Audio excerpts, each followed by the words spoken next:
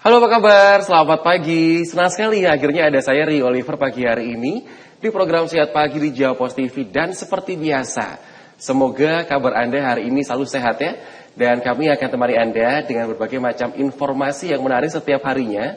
Dan setiap pagi juga tentu di program Sehat Pagi dengan informasi seputar kesehatan. Nah, kalau untuk kali ini kita akan ngobrol seputar kesehatan jantung pemirsa di rumah.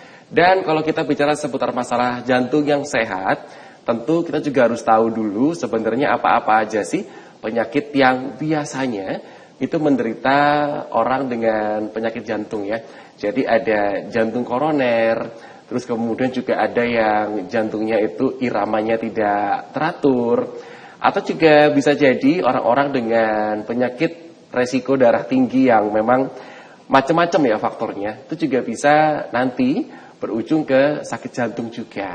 Tapi hari ini kita akan ngobrol secara khusus seputar temanya, yaitu adalah tentang jantung yang berdebar, atau dalam hal ini biasanya mungkin nanti kita akan masuknya ke arah aritmia. Terus kemudian juga dengan orang-orang yang punya darah tinggi. Saya akan sapa narasumber saya sudah hadir ya. Beliau itu kebetulan di kota Surabaya ini, markasnya di salah satunya Rumah Sakit Kemenkes Kota Surabaya yang berada di Jalan Indrapura. Ada Dr. Rafdi, beliau ini merupakan spesialis dokter spesialis jantung dan pembuluh darah, subspesialis aritmia. Betul ya dok ya? Ya benar. Alhamdulillah, gak salah sebutnya ya. Apa kabar Dr. Rafdi? Baik. Sehat ya? Sehat. Dok, kalau kita bicara seputar tema kita ya, ini memang agak panjang gitu kan. Tata laksana jantung berdebar dan darah tinggi. Tapi supaya kita ngobrolnya santai, terus juga nanti kalau Anda mungkin mau bertanya gitu ya, biar nggak sungkan sampaikan aja di nomor redaksi Jawa Post TV, nggak apa-apa. Nanti kita akan coba untuk bacakan, terus semoga dari pertanyaan Anda itu juga bisa mendapatkan jawaban yang mewakili para pemirsa di rumah lain yang nonton tayangan kita di Jawa Post TV. Dok, kalau kita bicara masalah jantung yang sehat dulu ya dokter ya. Itu yang seperti apa dokter? Boleh nggak diceritakan gitu? Karena kan kalau untuk bicara tentang penyakitnya, kita harus tahu dulu yang sehat itu seperti apa. Ya, karena topik pagi ini adalah berdebar ya. Tentu saja jantung yang sehat itu adalah jantung yang iramanya normal. Iramanya normal. Iramanya normal. Berdebar tuh karena apa sih dok biasanya dok? Kalau saya tuh karena belum ditransfer loh dok. Belum gajian itu saya berdebar dokter. Tapi gimana kalau versi dokter gini berdebar itu yang seperti apa? Ya, jadi penyebab berdebar itu ada macam-macam ya. Sebagai dokter jantung, tentu saya yang apabila menemukan ada pasien yang berdebar, yang perlu dipastikan adalah apakah orang tersebut ada gangguan irama jantung atau tidak. Ya, walaupun ini tidak selalu. Ya, seperti yang tadi Mas Rio bilang ya, kalau gaji belum ditransfer ya berdebar, mau ujian ya berdebar. Tentu ada penyebab-penyebab yang lain, tapi yang memang yang paling berbahaya adalah gangguan irama jantung. Tapi memang ya pesan di rumah ya, kalau kita bicara seputar masalah gangguan irama jantung atau biasanya bahasa medis itu kan aritmia ya dokter ya. Aritmia. Itu yang saya baca ya, itu faktornya juga macam-macam dokter. Sampai mulai ya dok ya, katanya ketidakseimbangan arus listrik. Wah bahasa kayak anak teknisi gitu ya. Ketidakseimbangan arus listrik yang ada di tubuh dan juga mengaliri jantung dokter. Itu saya cari tahu lagi tuh katanya macam-macam nih. Ada gara-gara kurang kalium lah, kurang natrium lah, kurang inilah, kurang itulah, bahkan sampai bawaan lahir dokter. Ini monggo boleh kasih tahu penjelasannya dokter, silakan. Ya, penyebab gangguan irama jantung tentu bermacam-macam. Yang pertama tadi benar yang kata Mas Rio katakan, ada faktor genetik atau faktor keturunan. Nah, jadi memang ada beberapa orang yang sejak lahir karena faktor genetiknya itu memang lebih rentan untuk mengalami aritmia. Nah, yang kedua, karena faktor genetik tentu ada faktor-faktor lain, antara lain faktor penyakit penyerta. Faktor penyakit penyerta yang salah satu yang sering menyebabkan gangguan irama jantung itu ternyata adalah hipertensi atau darah tinggi. Darah tinggi. Iya. Dok, apakah orang yang punya sakit jantung itu pasti punya darah tinggi, atau orang yang darah tinggi itu nantinya pasti akan kena sakit jantung? Yang mana dokter? Atau tidak dua-duanya? Nggak mesti dua-duanya gimana? Tidak selalu ya. Tidak selalu ya? Iya, Oke, tidak baik. selalu. Iya. Jadi darah tinggi itu cuma merupakan faktor resiko. Faktor risiko. Tapi Benar. nggak selalu orang yang sakit jantung itu punya darah tinggi, gitu dokter ya? Iya, benar. Ha. Oh baik. Jadi kan kadang itu ya pesan di rumah mungkin Anda yang entah dengar kabar yang mungkin belum tentu benar gitu ya. Katanya kalau misalkan orang yang sakit jantung itu pasti punya darah tinggi. Ataupun sebaliknya itu belum tentu benar ya. Karena memang ada juga orang yang punya penyakit darah tinggi, tapi ternyata memang karena dia terkontrol, rajin minum obat, jantungnya dipelihara aman dokter ya, itu juga ada. Baik. Tapi dokter kalau untuk masalah jantung berdebar nih dokter, kita kan juga harus tahu nih dok, selain gara-gara keturunan gitu ya, hal-hal apa yang meningkatkan dokter resiko kita itu punya penyakit jantung berdebar? Apa kira-kira dokter? Ya, tadi sudah saya sebutkan satu, antara lain adalah apabila seseorang memiliki darah tinggi yang tidak terkontrol. Selain itu juga faktor-faktor penyakit yang lain, antara lain kencing manis atau diabetes mellitus, itu juga bisa meningkatkan resiko gangguan irama jantung. Berikutnya merokok sama konsumsi alkohol yang berlebihan, kemudian kolesterol yang tinggi dan kegemukan. Ya. Iya. Jadi makanya nih buat Anda pemirsa di rumah, bukan berarti Anda ketika dengar penjelasan dokter langsung takut gitu ya, jangan seperti itu juga. Tapi paling nggak kita mengerti agar supaya kita selalu waspada lagi untuk menjaga kesehatan tubuh kita. Apalagi buat Anda yang punya penyakit komorbid seperti diabetes, darah tinggi, harus lebih ekstra menjaga gitu ya. Tetapi buat Anda yang memang alhamdulillah puji Tuhan syukur sampai saat ini mungkin tidak punya penyakit diabetes, darah tinggi atau tidak obesitas, Anda makannya juga rajin, tetap dipertahankan. Jadi jangan sampai nanti ketika Anda, wah enak dong aku berarti resikonya rendah, terus ada jumawa kemudian baru Anda lupa gitu ya. Jangan, karena kita kudu sama-sama untuk saling menjaga. Kita akan coba untuk jeda terlebih dahulu. Nah habis jeda nanti kita akan tanyakan kepada Dokter Rafdi. Dok, kalau gitu sebenarnya detak jantung yang normal yang kayak gimana dokter? Ngitungnya gimana? Apakah perlu nih kita harus ngitung saben hari gitu ya? Atau sebenarnya ada nggak dok tanda-tanda kalau oh ini kayaknya berdebar nih, entah kita jadi lebih ngos-ngosan atau memang kerasa banget ya berdebar di dada, dan kalaupun seandainya demikian kita harus ngapain, harus bagaimana? Kita akan kembali ya untuk menyapa Anda lagi di program Sehat Pagi di Jawa Post TV.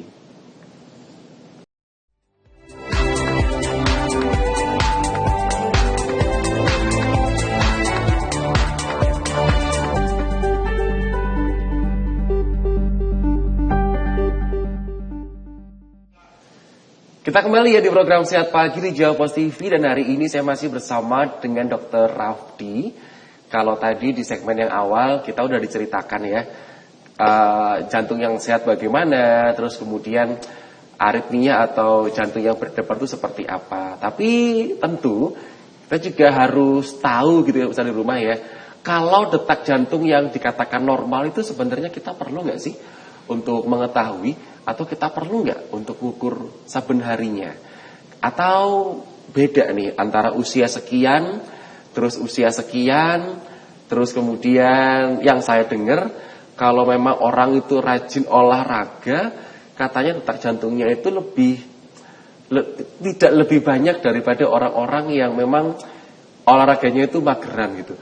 Gimana dokter? Boleh nggak diceritain dokter? Soalnya banyak nih beberapa informasi yang beredar, tapi kan kita nggak tahu benar atau salahnya, Dokter Rafdi.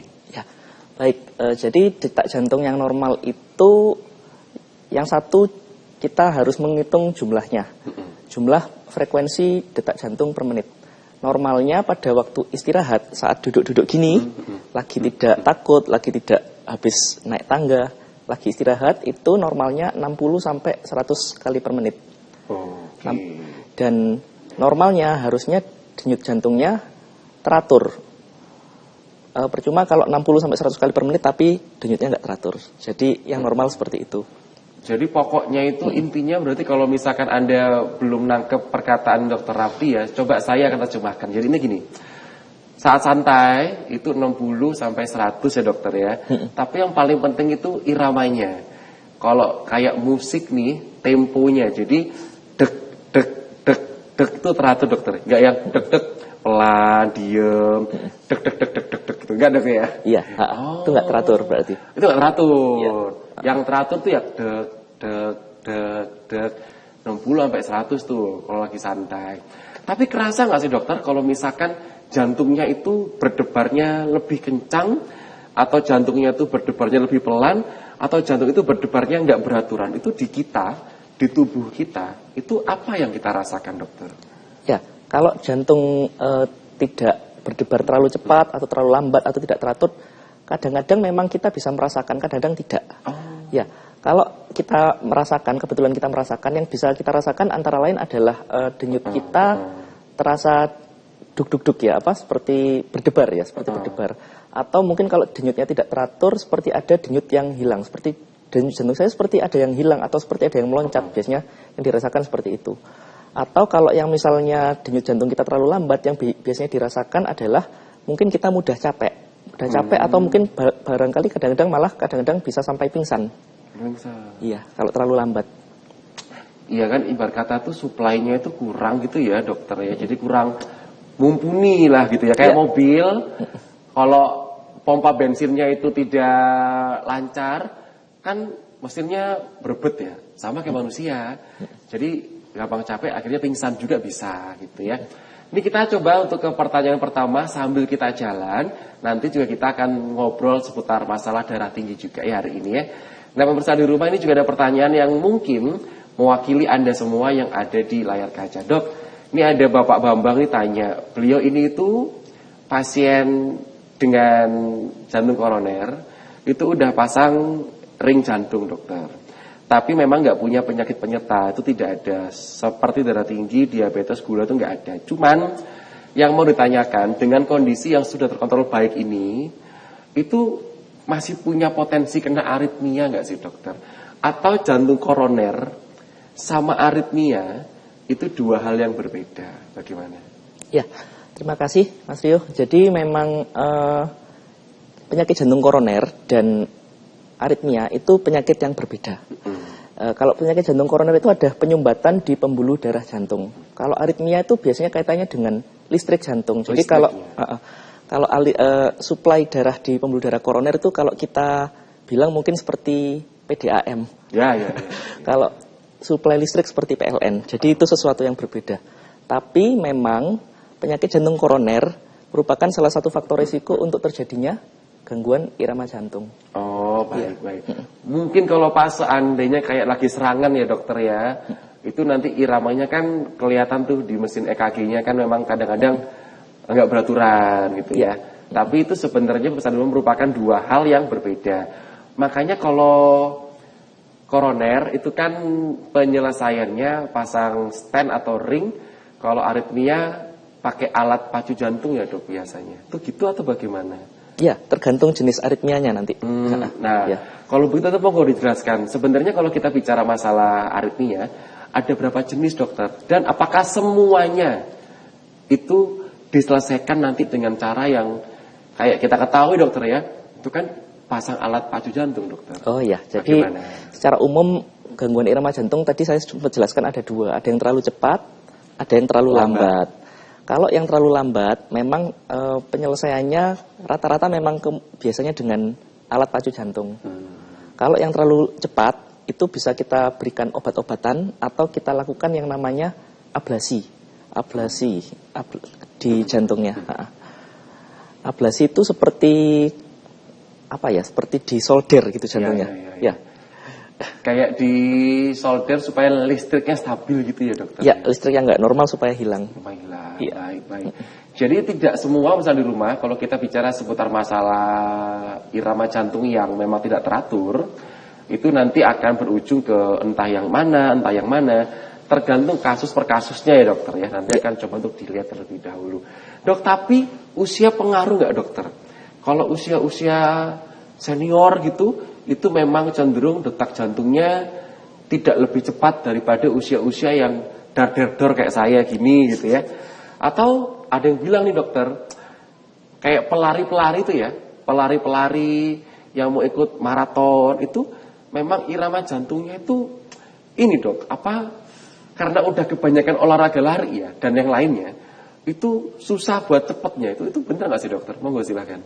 Ya, jadi terkait faktor usia ya, memang apabila kita makin tua, itu resiko terkena beberapa jenis gangguan irama jantung makin meningkat. Ya, karena satu memang dengan faktor usia, makin banyak yang hipertensi, makin banyak yang diabetes, makin banyak yang punya sakit jantung koroner, dan lain sebagainya. Gitu. Tapi memang ada beberapa gangguan irama jantung yang biasanya mengenai usia muda. Itu terutama yang ada faktor genetik dan faktor bawaan itu tadi. Itu biasanya mengenai yang usia lebih muda. Terkait dengan atlet tadi ya, kalau atlet itu memang biasanya denyut jantungnya memang relatif lebih rendah dari orang normal. Tadi saya katakan orang normal denyut jantungnya biasanya 60-100 kali per menit. Tapi kalau dia orang yang sangat rajin olahraga atau atlet itu kalau denyut jantungnya di bawah 60 bahkan sampai 30 itu masih normal. Gitu. Makanya itu berarti memang kalau orang sering olahraga itu ya memang hitungannya beda juga ya dokter ya. Beda besar rumah. Jadi kita nggak bisa untuk menyamakan juga gitu ya, karena mungkin mereka latihannya pun juga berbeda sama kita yang golongan orang-orang santuy gitu kan di rumah ya.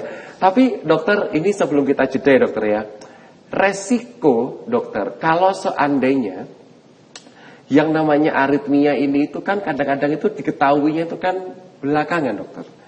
Beberapa kasus itu ketahuannya tiba-tiba jatuh pingsan, terus kemudian tiba-tiba itu memang pas lagi ada serangan apa gitu ya, akhirnya ketahuan kalau memang iramanya itu tidak normal gitu dokter. Dok, untuk menghindari resiko tersebut, apakah memang kita ini perlu dokter untuk ngecek gitu dokter? Misalkan kan kita kalau untuk kayak cek darah gitu kan hal yang wajar ya, cek gula darah, cek tekanan darah gitu kan. Tapi kalau cek detak jantung itu sebenarnya kita perlu atau enggak sih dokter? Atau paling enggak pernah sekali gitu gimana?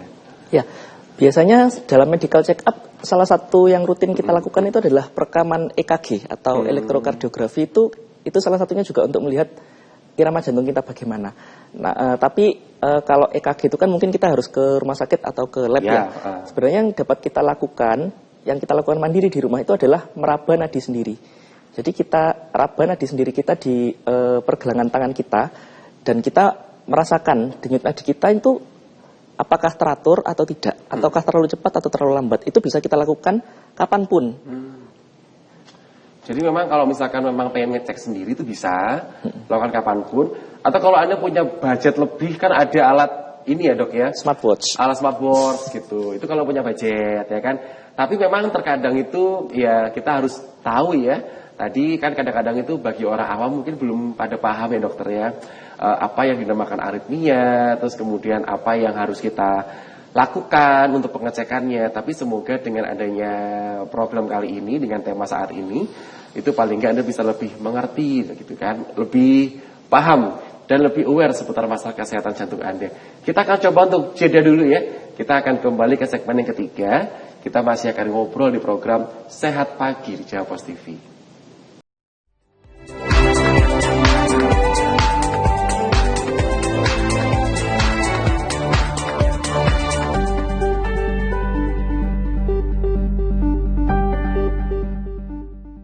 Kembali ya ke program Sehat Pagi, dan ini ada pertanyaan yang masuk juga. Saya akan coba untuk bacakan. Semoga ini juga bisa menjadi sharing ya untuk Anda semua yang nonton kami untuk pagi hari ini. Dari Bapak Gunadi. Pak Gunadi ini kebetulan di Semarang. Usia Pak Gunadi ini 54 tahun. Pagi Pak Gunadi, terima kasih ya sudah coba untuk menyapa kami lewat pesan WhatsApp. Dok, mohon izin kalau seandainya dada sebelah kiri itu ada beban dan seperti di tanda kutip gandolin.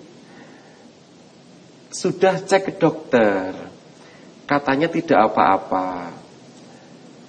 Sudah cek kolesterol juga itu normal. Apakah tetap perlu obat kolesterol ya dokter? Nah ini monggo dokter Rafdi silahkan. Ya. Boleh dikasih Mungkin Pak Gunadi pengen cari second opinion kali ya, gitu. Monggo silakan. Ya, yang pertama penyebab dada tidak nyaman itu memang macam-macam ya. Bisa sebenarnya tidak selalu dari jantung, mungkin bisa dari memang dari jantung, atau mungkin bisa dari lambung, atau mungkin dari paru-parunya, dari tulang rusuknya, dari otot-ototnya, itu bisa. Perlu digali lebih dalam mengenai kualitas dan faktor yang memperberat dan memperingan. Tapi kalau misalnya memang ada kecurigaan dengan sakit jantung, mungkin perlu dilakukan pemeriksaan lebih lanjut. Antara lain yang mungkin ada di mana-mana adalah tes treadmill. Kalau misalnya tes treadmillnya negatif tapi masih curiga ada penyebab dari jantung, mungkin bisa dilakukan pemeriksaan lebih lanjut, antara lain CT scan koroner gitu. Ya itu, tapi kalau kita curiga ada penyakit jantung koroner. Tapi kadang-kadang aritmia juga bisa datang dengan keluhan dadanya terasa tidak nyaman juga. Jadi mungkin perlu pemeriksaan rekam jantung atau EKG juga gitu. Oke, nah Pak Gunadi kan tadi mengatakan bahwa sudah periksa ke dokter. Kita artikan sudah periksa ke dokter jantung ya Pak Gunadi ya. Karena Bapak Gunadi tidak menyertakan ke dokter mana gitu. Tapi kalau seandainya memang Pak Gunadi ini sudah periksa ke dokter jantung dan sudah melakukan pemeriksaan serangkaian gitu, dan memang dinyatakan baik-baik saja, seperti yang dokter Raffi katakan, nggak nyaman tuh bisa macam-macam Pak. Jadi bisa dari lambungnya Bapak, bisa dari otot juga bisa, entah salah tidur atau bagaimana gitu ya. Dari tulangnya bisa ya dokter ya, dari paru-paru juga bisa. Jadi memang penyebabnya itu spektrumnya itu ada banyak Pak Gunadi.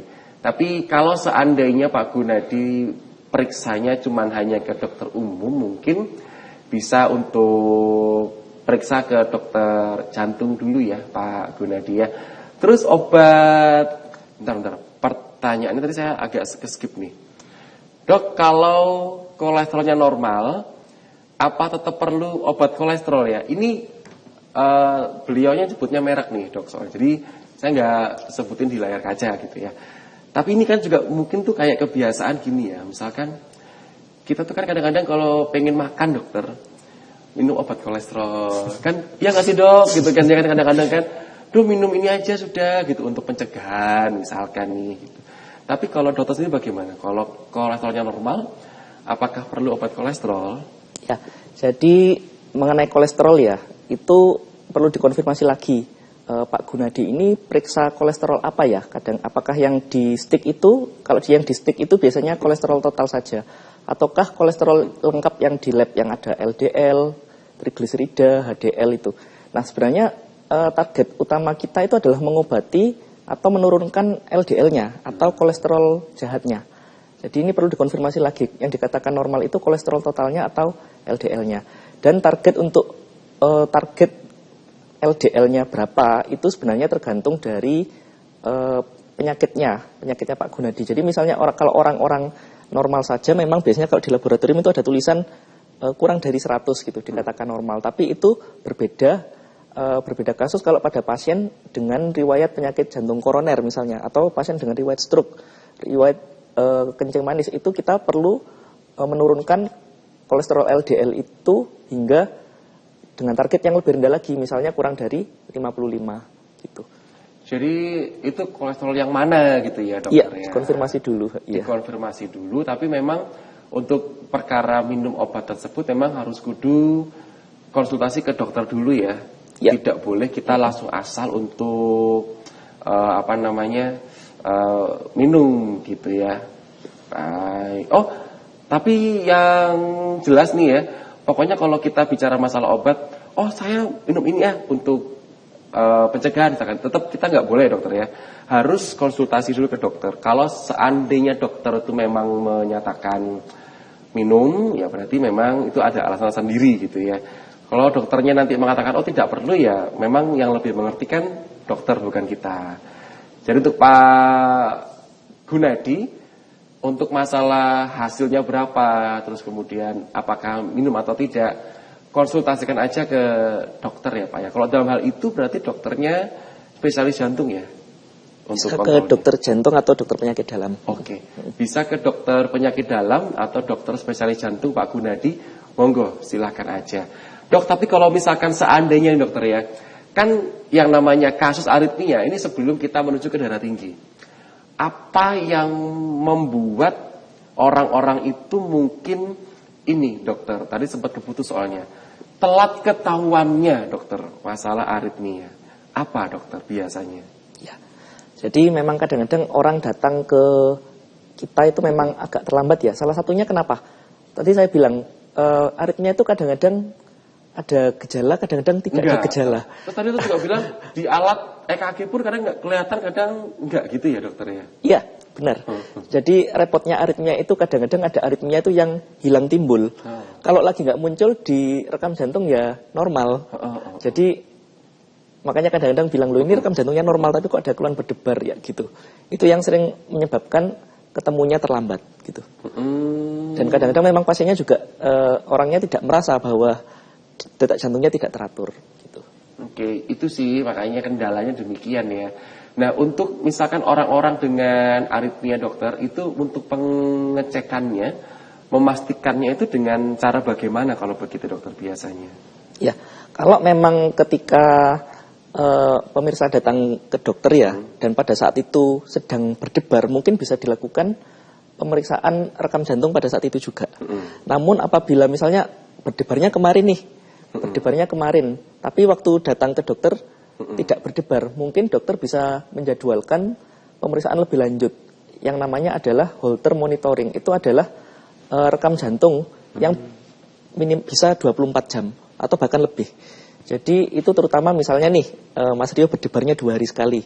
Ya mungkin kita perlu menjadwalkan pemeriksaan Holter yang 48 jam atau 72 jam. Supaya kita bisa menangkap episode ketika berdebar, irama jantungnya apa. Iya. Ya. Karena kan memang kadang itu aritmia itu susah ditangkap momennya gitu ya. Ya kalau pas lagi terjadi, kalau pas enggak. Nah itu makanya ada alat namanya pemeriksaan Holter tadi ya, dokter ya. Itu macam-macam, bisa 24 jam, 42 jam, 72 jam. Itu juga memang tergantung dari nanti indikasinya bagaimana. Kita akan break dulu. Habis ini kita akan kembali lagi untuk menyapa Anda. Kita mau ngobrol juga seputar masalah hipertensi atau darah tinggi. Kami akan segera kembali.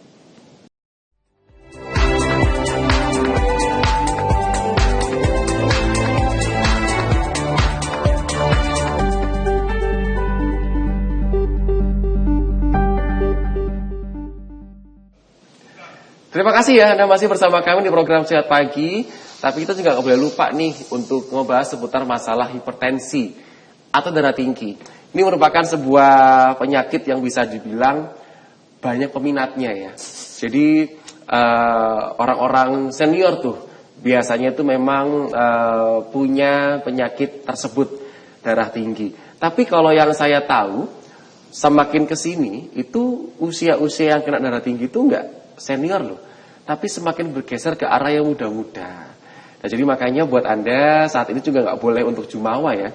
Kalau merasa Anda tuh masih sehat, masih muda, karena sampai saat ini tuh yang terakhir itu juga orang-orang yang usia muda ada yang kena hipertensi atau darah tinggi.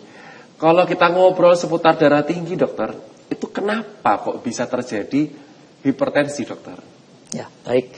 Jadi darah tinggi itu memang benar katanya Mas Rio tadi. Banyak sekali orang yang menderita darah tinggi. Data nasional terakhir itu menunjukkan 25% sampai 30% dewasa itu mengalami darah tinggi.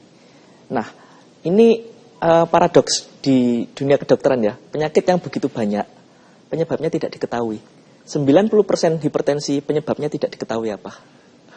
Berarti bisa dibilang itu karena saking multifaktorialnya atau gimana, dokter? Ya, karena banyak sekali faktor, antara lain faktor genetik, bisa faktor ras, ya, faktor gaya hidup, faktor makanan, faktor lain-lain, banyak sekali, ya.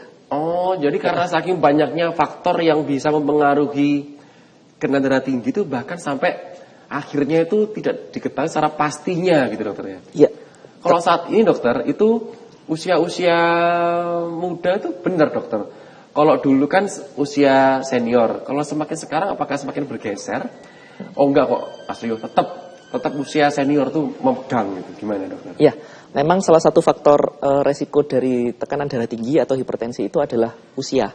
Memang benar, memang makin tua usia seseorang, kemungkinan seseorang tersebut mengalami darah tinggi itu makin besar. Makanya sering orang-orang bilang, loh, saya dulu ndak kok, sekarang kok tensinya tinggi ya. Ya karena memang faktor penuaan. Oke. Kalau tensi yang normal tuh berapa dokter? Dan apakah setiap pria wanita serta setiap usia itu ada bedanya? Ya, dikatakan tensi yang optimal, yang normal itu sebaiknya tensi di bawah 120/80, di bawah ya. Di bawah 120/80. Oh, lah kalau usia-usia senior itu sama juga harusnya. Tetap sebaiknya segitu. Sebaiknya segitu. Ya. Tapi memang yang namanya tensi itu macam-macam dokter, tergantung ketika tensinya habis beraktivitas, ketika kita ngelakuin tensi itu habis ini, habis itu. Makanya kalau di rumah sakit itu tensi itu rutin paling enggak sehari 3 kali supaya kita tahu rata-ratanya gitu dokter ya. Oh ya. Dok, tapi ya dokter ya, kalau kita bicara seputar darah tinggi atau hipertensi, itu kan sampai saat ini tuh banyak orang yang ini loh dokter, malas untuk periksa karena takut nanti akhirnya divonis harus minum obat seumur hidup. Walaupun zaman sudah maju ya, udah tahun 2025 nih. Walaupun udah banyak gembar-gembor iklan-iklan layanan publik yang mengatakan jangan takut minum obat hipertensi ya. Tapi itu masih aja loh dokter, ada orang yang nanti kalau seandainya minum obat hipertensi terus-menerus, nanti ada resiko lainnya. Dokter boleh nggak untuk dikasih ceritanya bagaimana? Ya, memang salah satu hambatan dari pengobatan darah tinggi itu banyaknya mitos yang beredar di masyarakat ya. Seringkali saya mendapat pertanyaan dari pasien, ini kalau saya minum obat darah tinggi terus, apakah ginjal saya nggak rusak? Seperti itu. Jadi ini yang perlu diluruskan ya. Jadi efek samping dari obat-obatan darah tinggi itu tidak ke ginjal. Jadi tidak benar bahwa minum obat darah tinggi jangka panjang itu merusak ginjal. Justru apabila darah tinggi tidak diobati, tensinya misalnya 180 terus 170 terus, itu justru akan berpotensi untuk merusak ginjal. Jadi kebalik, justru kalau kita minum obat darah tinggi itu efeknya akan melindungi ginjal gitu. Jadi justru kalau kita minum obat secara rutin itu justru melindungi. Melindungi, benar. Karena kan memang untuk darah tinggi itu yang menyeramkan itu nanti komplikasinya ya dokter. Komplikasinya. Ya? Bisa nyerang kemana-mana. Nah, makanya pesan di rumah, persepsi yang salah ketika Anda itu punya anggapan bahwa takut minum obat rutin seumur hidup Anda nanti akan kena penyakit. Justru hal yang sebenarnya terjadi adalah kalau Anda minum obat rutin, menghindari resiko kena penyakit yang lain. Karena tekanan darah tinggi Anda kan terkontrol. Nah, terus gini dokter, misalkan seandainya gini ada pertanyaan. Dok, kan saya udah minum obat rutin nih dokter. Hasil tekanan darah saya pun juga udah terkontrol baik. Tetap minum obat nggak dok? Gitu. Gimana? Ya. Jadi obat darah tinggi itu memang harus diminum setiap hari seumur hidup. Karena tadi itu penyebabnya darah tinggi nggak diketahui dan itu tidak bisa kembali normal secara spontan. Jadi bisanya normal tapi dikontrol dengan obat. Oh, ya. Berarti kalau ada pertanyaan, kan sudah normal dong tensinya. Masa perlu minum obat loh ya? Normal gara-gara obat. Iya, obatnya di stop ya naik lagi. Obatnya Anda berarti kan ya kena lagi nanti, nggak normal lagi. Begitu ceritanya besar di rumah. Ini ada pertanyaan lain ya, saya cek dulu untuk redaksi Jawa Pos TV. Oke, dari Ibu Nana dulu ya. Dok, saya itu punya riwayat hipertensi. HT itu hipertensi ya Bu ya, harusnya. Dan pernah terkena pembekakan jantung dokter. Tapi saya itu kontrol setiap bulan. Sampai sekarang. Cuman, yang sekarang saya keluhkan, itu saya jadi sering banget ya dokter berdebar. Obat yang saya minum rutin dok, ada beberapa obat yang beliau minum setiap pagi dan malam. Dok, berdebarnya ini kenapa ya? Obatnya tidak cocok atau memang ada yang lain? Ya, baik. Terima kasih Bu Nana atas pertanyaannya. Jadi seperti di sesi 1 tadi ya, berdebar itu salah satu resikonya untuk terjadi aritmia itu adalah darah tinggi. Jadi ini perlu dipastikan Bu Nana, apakah berdebarnya Bu Nana ini akibat gangguan irama jantung atau tidak. Karena Bu Nana ini sudah punya faktor resiko, yaitu hipertensi. Dan tadi dikatakan jantungnya sudah membengkak. Kalau jantungnya sudah membengkak berarti struktur jantungnya sudah nggak normal. Otomatis resiko terjadi gangguan irama jantung juga meningkat. Jadi perlu dipastikan Bu Nana, perlu dikejar itu, mungkin perlu dilakukan pemeriksaan rekam jantung atau mungkin pemeriksaan yang tadi saya bilang yang lebih panjang, yaitu Holter monitoring, untuk memastikan berdebarnya Bu Nana ini sebenarnya penyebabnya apa. Jadi kalau misalkan yang karena obat dokter enggak ya, beda ya? Tidak. Monggo Bu Nana untuk bisa diperiksakan, karena semoga nanti biar bisa diketahui lebih dini ya dokter ya, supaya bisa tahu, oh ternyata penyebabnya ini seperti itu. Kita akan coba untuk jeda dulu, habis jeda kita akan kembali untuk menyapa Anda di segmen yang kelima di program Sehat Pagi di Jawa Post TV.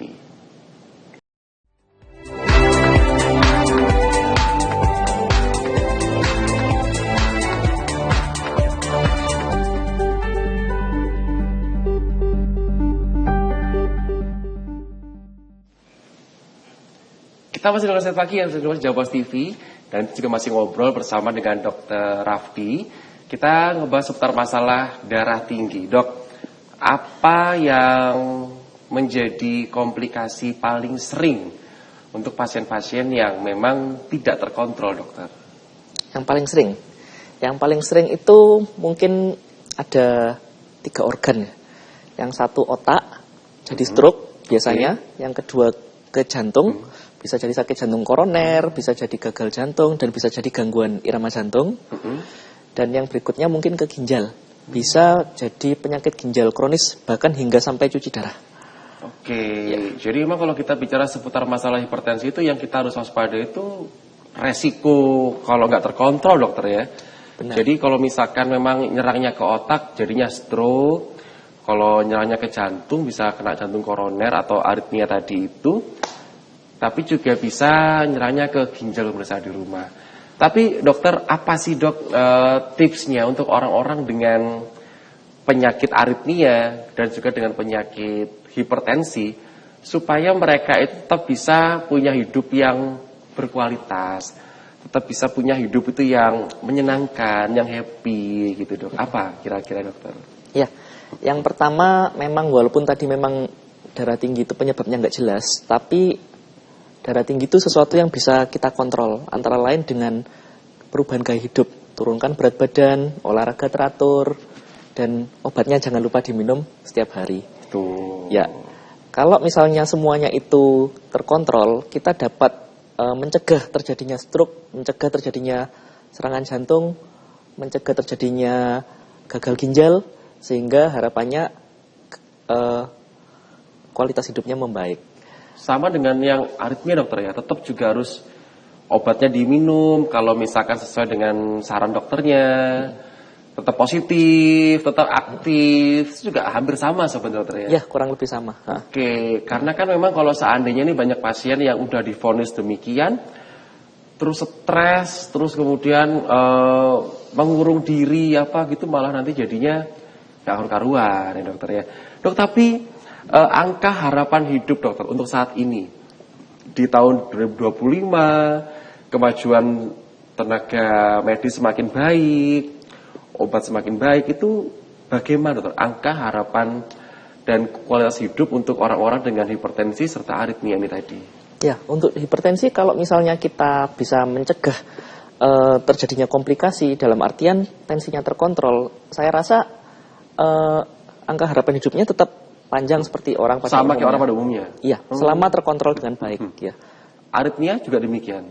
Aritmia kita harus lihat dulu aritmia jenis yang mana. Oh, yang mana dokter memangnya? yang mengkhawatirkan? Yang mengkhawatirkan itu adalah salah satunya ada yang namanya atrial fibrilasi atau sering dibilang AF. AF dan ventricle tachycardia atau itu bisa ada komplikasi macam-macam, bisa sampai pingsan, bisa itu resiko kematian mendadaknya tinggi. Dan yang jenis yang atrial fibrilasi tadi yang atau AF itu bisa menyebabkan terjadinya stroke. Itu yang mungkin perlu diwaspadai. Jadi untuk yang masalah aritmia memang harus lebih diperhatikan lagi gitu ya dokter ya. Tapi untuk masalah aritmia yang karena faktor genetik dokter, itu memang sampai saat ini tetap bisa ditindaklanjuti dokter ya? Atau kalau untuk genetik pasti kita agak beda nih ngomongnya. Gimana dokter? Ya, yang karena genetik itu juga tergantung yang mana ya. Misalnya ada beberapa penyakit namanya misalnya ada yang namanya Wolff Parkinson White Syndrome WPW itu bisa disembuhkan dengan ablasi yang tadi saya bilang itu ablasi. Tapi ada beberapa gangguan jenis irama jantung yang akibat genetik, misalnya kelainan di protein-protein di jantung itu mungkin kita tidak bisa melakukan apa-apa, cuma kita dapat mencegah terjadinya kematian mendadak akibat aritmia itu dengan pemasangan alat yang namanya ICD atau defibrilator yang ditanam di dalam tubuh. Memaksimalkan gitu lah dok ya, paling nggak memaksimalkan kualitas dan harapan hidupnya. Iya, oke, baik.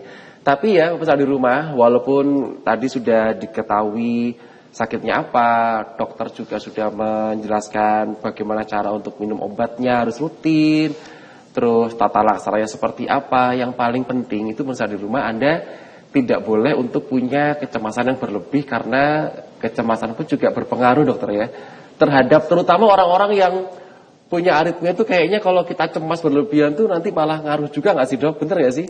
Ya makin terasa biasanya. Makin terasa biasanya. Oke dok, untuk emergensi, kalau seandainya untuk orang-orang yang memang ternyata serangan dadakan gitu dokter, jantungnya ya, entah aritmia atau bukan gitu, kita harus bagaimana? Ya, untuk pertolongan pertama, ini sebenarnya tergantung apa ya, misalnya kalau misalnya serangan aritmia itu ada beberapa jenis aritmia itu yang bisa ditangani sendiri, misalnya dilakukan pertolongan pertama itu dengan misalnya dengan batuk-batuk misalnya, itu dengan batuk-batuk atau dengan mengejan, itu salah satu jenis aritmia, tapi tidak semua ya.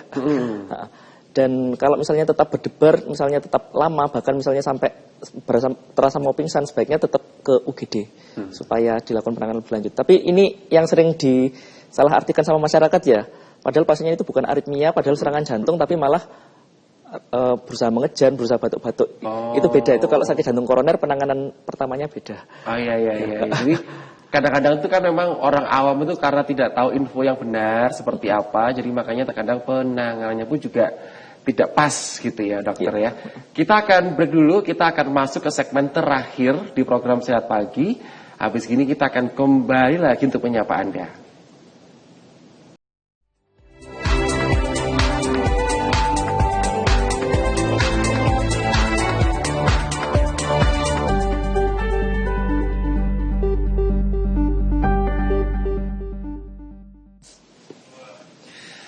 Segmen terakhir ya di program Sehat Pagi. Di episode kali ini kita bersama dengan Dr. Rafdi. Jadi beliau ini merupakan dokter spesialis jantung dan pembuluh darah, subspesialis aritmia konsultan. Jadi memang Dr. Rafdi ini itu spesialisasinya memang di bidang aritmia. Tapi semoga episode hari ini kita udah banyak tahu seputar masalah aritmia atau irama jantung dan hipertensi. Memang sebenarnya kalau kita mau jujur-jujuran ya, tema hipertensi itu kayaknya satu episode dulu ya, terus aritmia satu episode, karena pertanyaan itu juga akan ada banyak yang masuk. Jadi karena nggak semua bisa kita bacakan, tapi semoga pertanyaan dari beberapa orang yang tadi kita sampaikan itu paling nggak bisa menjawab beberapa pertanyaan lain yang serupa, yang mungkin belum sempat kita bacakan di episode kali ini. Dokter, apa nih yang mau disampaikan gitu untuk pesan kepada pemirsa di rumah, silahkan. Ya, jadi memang kalau kita ngomong darah tinggi dulu ya, darah tinggi itu merupakan silent killer ya, pembunuh yang diam-diam ya. Karena kenapa? Darah tinggi itu tidak ada gejala. Tidak ada gejala sama sekali. Jadi itu mitos kalau bilang ada orang yang minum obat. Saya cuma minum obat kalau kepala saya sakit. Itu mitos ya. Jadi darah tinggi itu tidak ada gejala kecuali sudah ada komplikasi. Jadi itu perlunya kita screening. Screeningnya gampang, tinggal NenSi saja. Dan obatnya mudah didapat dan murah di BPJS juga ditanggung ya. Cuma tinggal kemauan dari para pemirsa sendiri. Kira-kira mau untuk mengontrol tekanan darahnya atau tidak. Dan untuk yang aritmia itu memang kadang-kadang aritmia spektrumnya luas ya. Ada yang tidak ada gejala, ada yang bisa sampai pingsan atau bahkan menyebabkan kematian mendadak. Sehingga sama, perlu screening. Dan yang paling mudah adalah meraba nadi sendiri. Jadi diam-diam gini aja, sekali-sekali coba aja raba nadinya. Apakah ada denyutnya yang loncat, apa terasa tidak teratur, terlalu cepat atau terlalu lambat. Bila ditemukan, segera konsultasikan ke dokter Anda. Oke. Yang paling penting juga kita tidak boleh untuk self-diagnosa dan asal minum obat ya. Jadi kita itu paling tidak harus memastikan diagnosanya itu tegak itu dengan cara kita harus ke dokter terlebih dahulu. Nanti kita biar tahu nih apa saran-saran dari dokter sehingga kita bisa tahu langkah apa yang nanti akan kita ambil. Jangan sampai kita cari informasinya di internet sendiri, tanya sendiri, terus kemudian pakai obat alternatif sendiri, kita kira-kira sendiri. Nanti yang sebenarnya itu sakitnya kita sebenarnya bisa untuk tertangani dengan baik, tapi gara-gara kitanya sendiri itu yang memang salah dalam ambil tindakan, malah jadinya tidak terkontrol dengan baik dan nggak sembuh-sembuh ya dokter ya.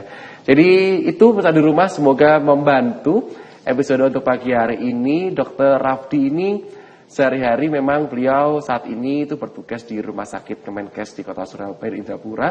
Di situ saja dokter ya untuk saat ini. Sementara di situ aja. Jadi kalau misalkan seandainya Anda mau ketemu sama beliau atau kawan-kawan beliau, itu bisa di rumah sakit Kemenkes tersebut ya. Tapi saya pasti berdoa kalau ketemu sama dokter Rafdi itu tidak di rumah sakit, ketemunya di mall atau di restoran ya, lagi makan, lagi jalan-jalan. Oh, dokter Rafdi yang main di TV ya, gitu kan. Artinya Anda sehat ya.